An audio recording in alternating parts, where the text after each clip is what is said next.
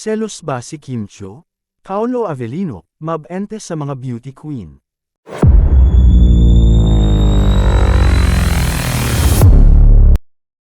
Mabente talaga si Paolo Avellino sa iba't ibang event ngayon. Kung noon ay kaliwat kanan na rin ang mga offer sa kanya na mag-perform sa iba't ibang bahagi ng Pilipinas, ngayon ay tila doble pa.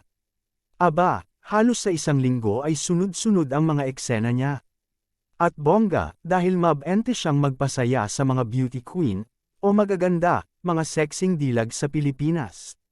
Yes, ang bongga lang na imbitado na naman si Paolo sa Grand Coronation Night ng Binibining Moncayo ngayong September 12.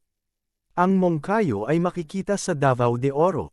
Anyway, bukod kay Paolo, na very prominent ang picture sa poster ng Binibing Moncayo, makikita rin si Jeric Gonzalez, ang beauty queen na si Carla Henry, na mag-host ng beauty pageant, kasama si OJ Simafranca.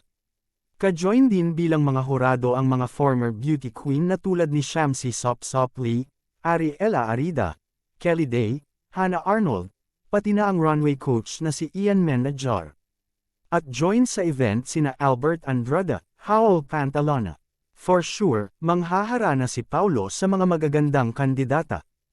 Di ba, bonggang-bongga nga si Paolo kapag kumanta ngayon, naramdam mong galing sa puso ang pag-awit. Kaya mas dumarami ang kinikilig. At for sure, susugod na naman sa event na yun ang mga tagahanga nila ni Kim Chiu, ha? At for sure again, maraming magagandang dilag ang kikiligin sa kanya, lalo na kapag nilapitan na niya, tinitigan na niya, habang kinakantahan. Magselos kaya si Kim kapag napalibutan na ng magagandang dilag si Paolo? For sure, hindi, dahil sa tingin ko nga, secure nga si Kim. Nasa kanya lang nakatutok ang mga mata ni Paolo, ha? Kilig yarn, bongga.